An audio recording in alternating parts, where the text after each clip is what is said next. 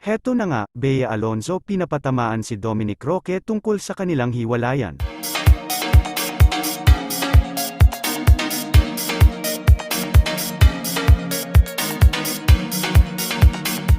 Isa sa nakakagulat na balita ngayon ang kumakalat sa buong social media platforms, ang paghihiwalay ng celebrity couple na si Bea Alonzo at Dominic Roque.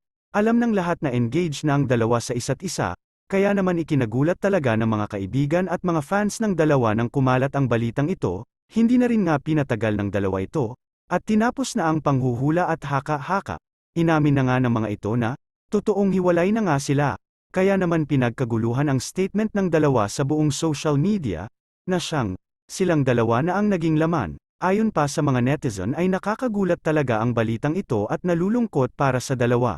And this are chika for today mga ka-showbiz, sana nag-enjoy kayo. Don't forget to like, share, subscribe and click the notification bell for more updates.